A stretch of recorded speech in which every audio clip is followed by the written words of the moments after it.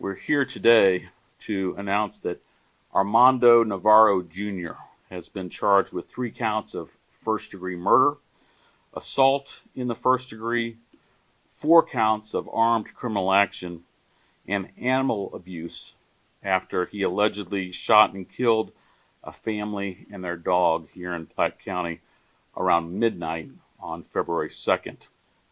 This is a horrific crime. It's one of the worst crimes that I've prosecuted in my 22 years of prosecution.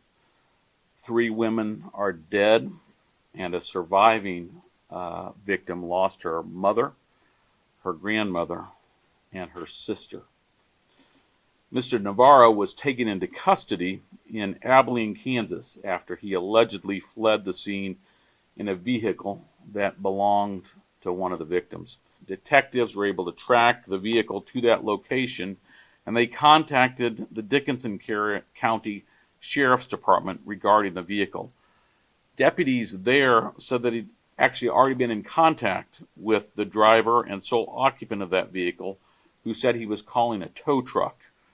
Deputies and members of the Kansas Highway Patrol went back to the scene and arrested Navarro, who was allegedly armed with a revolver containing 5 spent shell casings. In addition, a man who identified himself as Navarro's son called the Kansas City Police Department. He asked the police to check on the victims.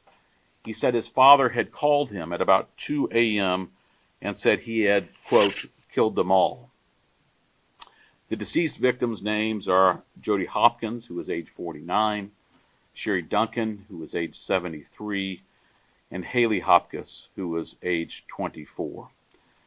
Mr. Navarro is being held without bond in Kansas. He will have the choice to either waive extradition, or we will begin extradition proceedings to bring him back to Platte County. It's a difficult scene to work. So those detectives arrived, as Mr. Zahnd said, worked that scene, did it quickly, identified the suspect quickly, and identified his location quickly. Please note, in cases like this, we have a surviving victim. That